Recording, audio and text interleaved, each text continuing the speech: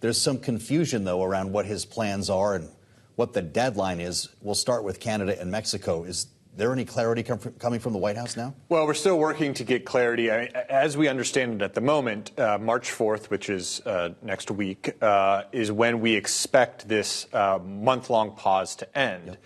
Now, Howard Lutnick, the Secretary of the Commerce Department, said in the cabinet meeting that if Canada and Mexico continue to meet the demands put upon them by the Trump administration, there could be another pause, potentially.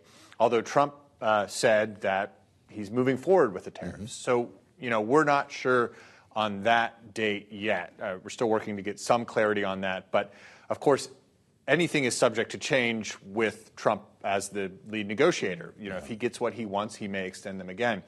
On the April 2nd date, which was an interesting date, Trump said he was thinking about doing April 1st, but he's a little superstitious. He doesn't want to run into April Fool's Day. Mm-hmm. So he's looking at April 2nd. Now, as far as we understand that, we're expecting some reports out of the Commerce Department, out of the U.S. Trade Representative, about a broader tariff on autos from the European Union, potentially these reciprocal tariffs that Trump has talked about, more or less across the board, as a way to rebalance trade with individual countries. So we're still expecting that to be a key date. So keep April 1st or April 2nd on your calendars. As far as March 4th goes, we'll have to see how that works out. Well, let's talk about February 28th, because it seems now we have confirmation from both President Trump and Ukrainian President Volodymyr Zelenskiy that this Friday, just 2 days from now, Zelenskiy will be here in Washington for what he is framing as still negotiations. It sounded, though, like the president today thinks they have a deal already on minerals.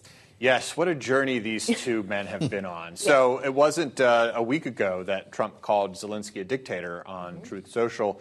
But now they seem closer, much closer to a deal, an agreement for some critical minerals in Ukraine. And both sides sort of see this, of course, as critical to maintaining U.S. support for Ukraine. So Zelensky says, we'll sign basically whatever it is within reason that you put forward, as long as it means continued support from the U.S. And Trump, this is sort of in line with his America First policy, which is basically that the U.S. should be getting something out of its support for other countries.